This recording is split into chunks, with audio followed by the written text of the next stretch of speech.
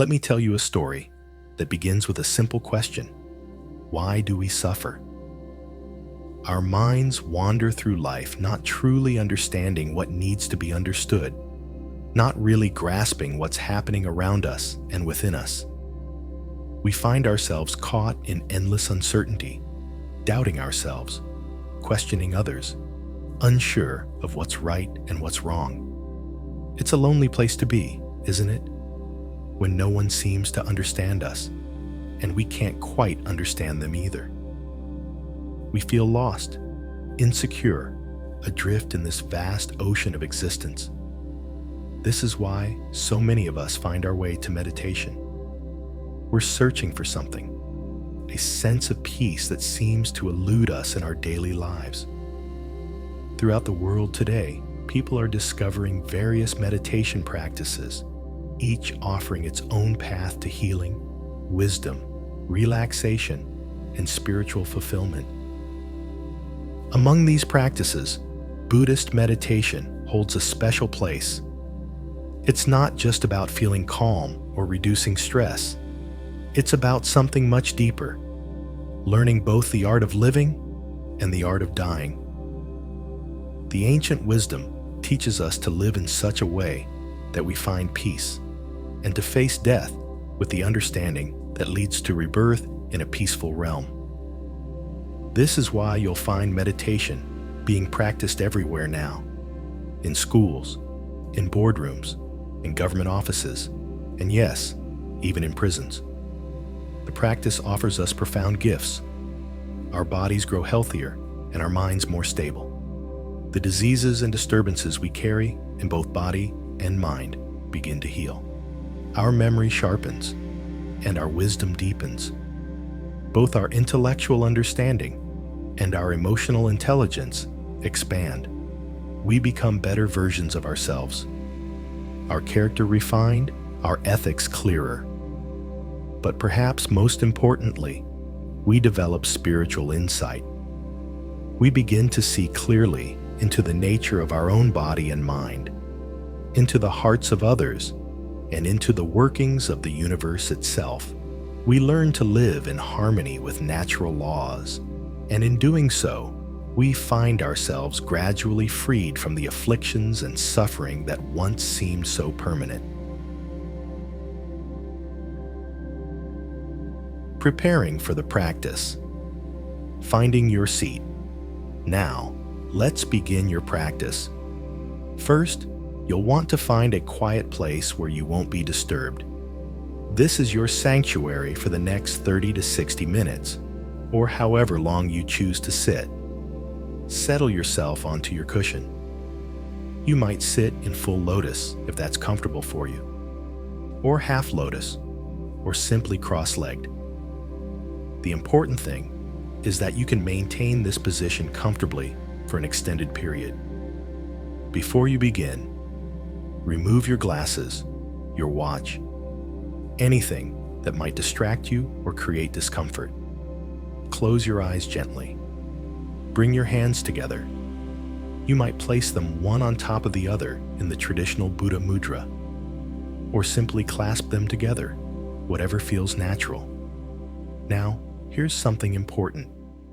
Keep your body, neck, and back straight, but not rigid. Think of it as a natural alignment, relaxed yet alert. Don't force yourself into a stiff military posture or arch your chest unnaturally. Just let your spine find its natural, dignified uprightness. Meeting your breath. Let me share something with you. The breath has been the trusted companion of countless meditators throughout history. The Buddha himself used it, as did the great meditation masters who followed. So we're in good company when we turn our attention to this simple, always present phenomenon. Begin by letting your whole body relax. You might want to take a few deep breaths, really filling your lungs, and then releasing completely. Do this a few times. Now, just notice the sensations throughout your body. Spend a few minutes with this, letting your awareness become sensitive, letting it sink inward rather than reaching outward. Gradually, bring your attention to your face. Feel all the sensations there for a few moments. Then gently narrow your focus to the area around your nose, that small space above your upper lip, below your nostrils. This is where you'll discover your breath. Here's a little secret. Notice which is clearer to you, the in-breath or the out-breath.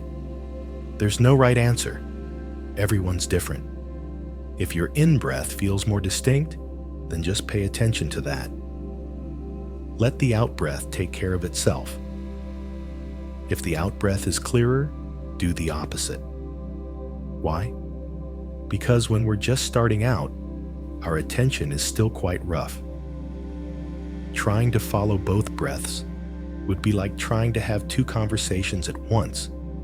It just creates tension and confusion. What if you can't feel your breath at all? Don't worry, this happens. Take 3 to 5 deep, deliberate breaths. Feel the sensations throughout your body as you do this. Then, with moderate attention, not too tight, not too loose, explore that area between your nose and upper lip. The philtrum, the edge of your nostrils, the tip of your nose. You're looking for a touch point, a spot where the sensation of breathing is most clear and consistent. Let's say you found that your out-breath is clearer, and you've discovered a touch point where you feel it most distinctly. Perhaps it's a sensation of warmth or coolness, maybe a slight tickle or numbness. There might be several spots where you notice the breath, but choose just one, the most prominent one. This becomes your anchor. Place your attention there and just know the out-breath naturally as it comes and goes. You're not controlling it, not forcing anything. And you're not chasing after it, following it into your body or out into space. You're simply meeting it at this one reliable point. Stay with this point through all your meditation sessions. Don't be tempted to change it. The 3 stages of practice. Stage 1, breath and numbers, your first companions. Now I'm going to teach you a technique that might seem simple, but it's remarkably powerful. We're going to count our breaths. This serves several purposes.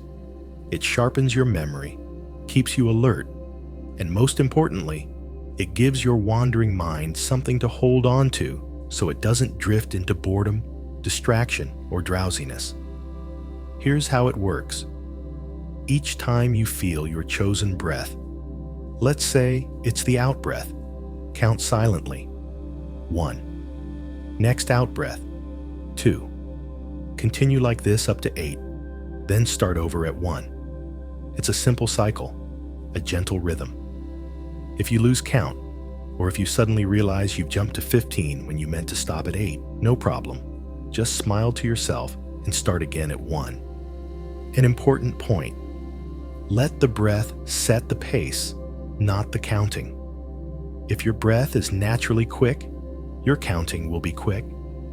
If it's slow and deep, your counting will be slow. Don't fall into the trap of counting first and then trying to make your breath match the rhythm. That way lies tension and frustration. Keep your attention moderately focused on that touch point. Feel the breath. Count gently. If you notice yourself getting tense, just soften, relax, let go. And here's something that will definitely happen. Thoughts will arise. You'll hear a sound.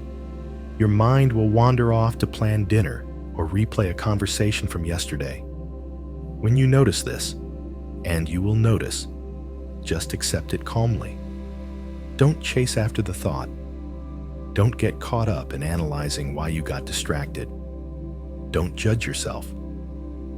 Simply, gently, bring your attention back to the breath and start counting again from 1. Everything else can wait. Let it all go. Now, You might also experience various physical sensations: numbness, itching, pain, heat, cold, or perhaps something stranger. Your body might start swaying, tilting, bending. You might sweat or find saliva pooling in your mouth. These aren't problems. They're just phenomena arising.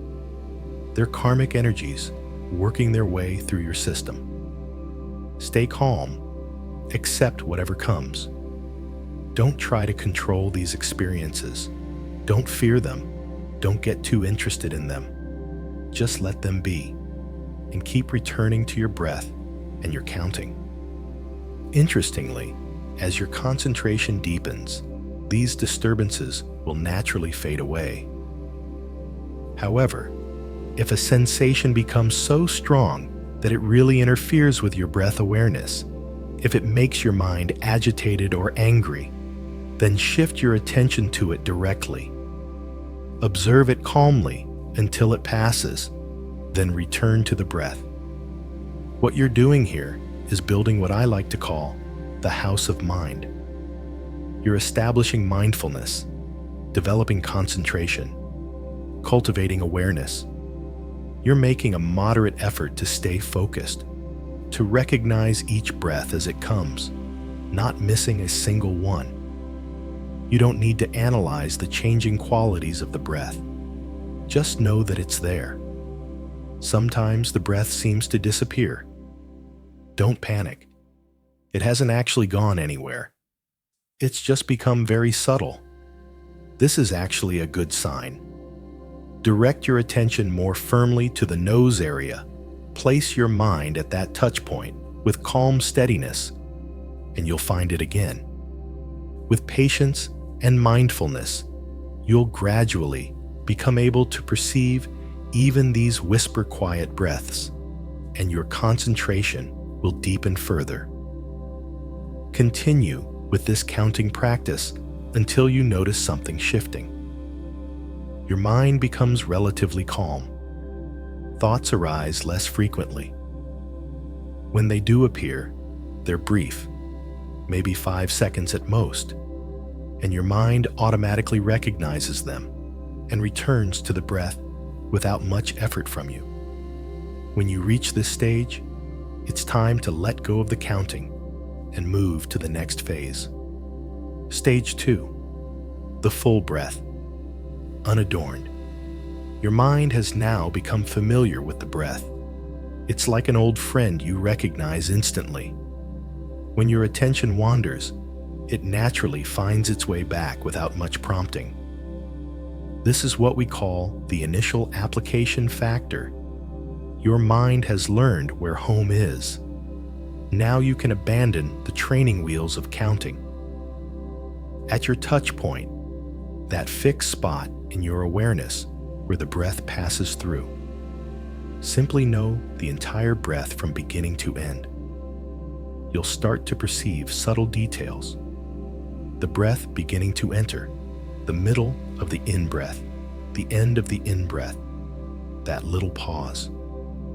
Then the breath starting to leave, the middle of the out-breath, the end, another pause, and the next breath beginning.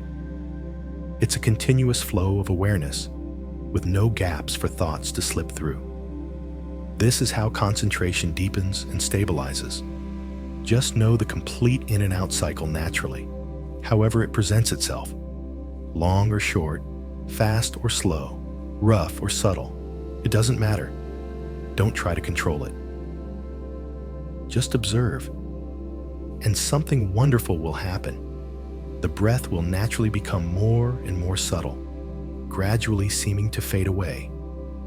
At this stage, you might begin to experience what we call the jhana factors. Their sustained application, your mind sticking closely to the breath's process like glue. There's rapture, a kind of interested delight in the breath itself. You might feel goosebumps, pleasant chills, or what feels like electric energy running through your body. And there's bliss, a state of deep contentment where your body feels comfortable, pleasant, light, almost floating. Stage 3. When the breath becomes a sign. Here's where things get really interesting. As the breath continues to fade, you might feel a moment of concern. Don't. Stay calm. Don't search for the breath. Don't redirect your attention elsewhere. This is actually a crucial transition point. The breath is shifting from its coarse, physical form that you feel through sensation to its subtle form that you perceive through mental impression. Keep your mind resting in the nose area. Notice the sense of empty space there. And then gradually, something called a nimitta will begin to appear. This is a sign, a mark, the breath's mental signature created by your perception. The nimitta is a direct result of your concentration, and it will grow stronger as your concentration deepens. It appears in 3 forms. First comes the preparatory sign. This is what you've been experiencing all along, feeling the breath at that one touch point near your nostril, your upper lip, your philtrum. As your mind firmly grasps this and penetrates deeply into the breath's coming and going, the preparatory sign transforms into the learning sign. The learning sign can appear in many forms. You might see it as a thread of silk or cotton, a wisp of smoke, a cloud, a spider's web, a patch of fog, a pearl, a tree trunk, a wooden post. At first, it might be gray or faint, but gradually it becomes whiter, like cotton. Everyone's sign is different because it emerges from their own unique perception. Now here's a crucial instruction. To keep these signs stable and present for a long time, you must continue to know the breath at that fixed perceptual point near your nostril or philtrum. Don't shift your attention to the signs themselves. Don't try to manipulate them or change them. Don't abandon the breath to focus on the sign. Just keep doing what you've been doing. Gradually, the signs will converge toward that fixed point and stabilize there. Let your mind naturally attach to the sign, and eventually the sign and the breath will merge into one. When this happens, and only then, let go of the breath and rest your awareness clearly on the sign itself. This will deepen your concentration even further. If you can persist in keeping your mind steadily resting on this white learning sign for 1 or 2 hours or more, something remarkable happens. The one-pointedness factor arises. You know only the breath. Nothing else exists in your awareness.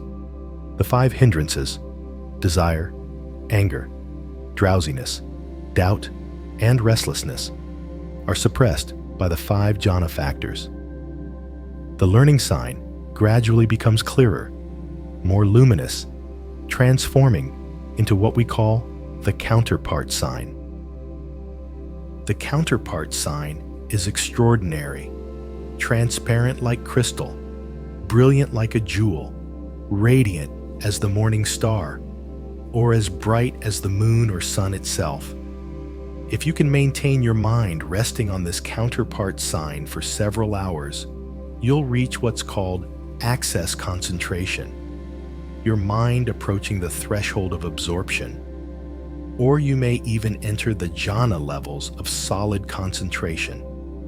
I should warn you, in access concentration, the jhana factors aren't yet fully stable, so you might slip into a state of not knowing anything, similar to sleep. This is the life continuum mind taking over. Stay mindful, stay energetic, stay aware to keep your mind anchored on these learning and counterpart signs. To make continuous progress in meditation, you really need the right conditions. A suitable place for retreat, several days or weeks dedicated to practice, minimal conversation, guidance from experienced teachers, the companionship of fellow practitioners, appropriate food, favorable weather. All of this helps you establish what we call the 7 factors of enlightenment: mindfulness, investigation, energy, rapture, tranquility, concentration, and equanimity. And to balance the 5 faculties and 5 powers of faith, energy, mindfulness, concentration, and wisdom. The strange and wonderful things that happen. Let me tell you about some of the unusual experiences you might encounter as your practice deepens. These often surprise people, sometimes even frighten them, so I want you to be prepared. You might experience uncomfortable sensations, difficulty breathing, a feeling of suffocation, intense itching, being cold and shivering, sharp prickling like needle points, a creeping sensation as if insects were crawling on your skin. Here's something interesting. If you stop meditating, these sensations immediately vanish. There's nothing wrong with you. These are simply normal body sensations that have always been there, but your mind has been too busy looking outward to notice them. As you continue practicing, they'll pass. Sometimes your body might start moving on its own, swaying, tilting, bending. Your whole body might feel rigid or heavy. Your bones might crack. Your hands might spontaneously start massaging yourself, pressing acupressure points, or your body might seem to move through yoga-like postures all by itself. Don't be afraid. Don't worry. Don't get curious or excited. Stay calm and keep your attention on the breath. As your concentration increases, these phenomena will gradually subside. If they become too prominent to ignore, then treat them as meditation objects themselves. Observe them calmly without reacting until they pass. Then return to the breath. You might feel tingling, shivering, chills running through your spine or entire body. This is actually rapture and bliss, a natural result of good progress in meditation. When you're deep in meditation, your mind becomes very sensitive, so you might startle easily at small sounds. Just note all of these strange occurrences, whether in the body or in the mind, are actually proof that you're practicing correctly and your concentration is developing. Your conscious mind is settling down, and your subconscious is becoming more active, releasing karmic formations into your body and conscious awareness. Your conscious mind is becoming increasingly sensitive, clearly perceiving sensations throughout the body. The characteristics of the elements are at work. Earth with its qualities of hardness, softness, heaviness, lightness, smoothness, roughness.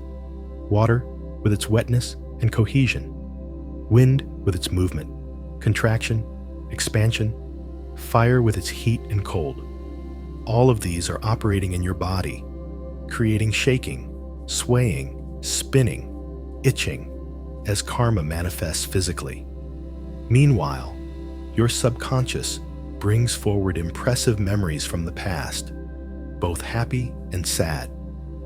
And your conscious mind grasps these memories, elaborates on them, and reacts with attachment or aversion. Stay calm through all of this. Accept these phenomena without becoming absorbed in them. Don't try to control them or react to them. Keep your mind anchored at that touch point near your nose, continuously following the complete breath. Your concentration will stabilize. These strange phenomena will pass. The jhana factors and nimitta signs will appear, and your mind will become truly peaceful, happy, and clear, ready for the next step. Insight meditation that eliminates afflictions and suffering. As you continue with this practice, something shifts. your mind gradually becomes quiet. The breath grows lighter and lighter until it barely seems to be there at all. Both body and mind feel light and full of vitality. What remains is pure, one-pointed attention. Your mind has reached a state of stillness through access concentration, near concentration, or momentary concentration. When your mind is peaceful and focused like this, it's time for a new direction. Let go of the breath. Let go of the nimitta signs. Instead, begin observing whatever phenomena of body and mind are arising and passing away, right here, right now, in this very moment. Watch closely. You'll begin to notice something profound. These phenomena are constantly changing. Nothing stays still. Nothing remains the same. This impermanence strips away their value, their apparent necessity. They come without being called. They leave without asking permission. There's no self, no controller, no one in charge, just natural transformation following the law of cause and effect. Everything in this world shares this nature, change, impermanence. Because we can't control this constant change, it leads to insecurity, to unsatisfactoriness. This is suffering. And because everything arises and ceases through conditions, there is no permanent self or eternal soul. This is non-self. When you truly see things this way, your bonds and attachments begin to loosen. Why? Because you've seen through to the true nature of all things. Temporary, constantly changing, empty of any permanent essence. This seeing is wisdom arising.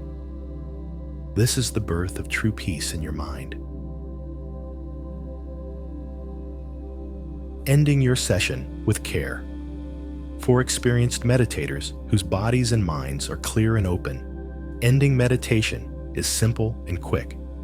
But if you're new to this practice, you need to be more careful. Sitting for a long time can cause blood to pool. So take about 10 minutes to end your session properly, allowing blood to circulate freely through your body again while maintaining good mindfulness. When it's time to finish, first generate the intention to end your meditation. Then, calmly and mindfully follow these steps. Begin by releasing your mind. Mindfully withdraw your attention from the breath and instead feel the sensations throughout your entire body, from head to toe and back again. Spend a few minutes with this. Keep your eyes closed. Maintain your mindfulness and feel the sensations as you begin to change your posture.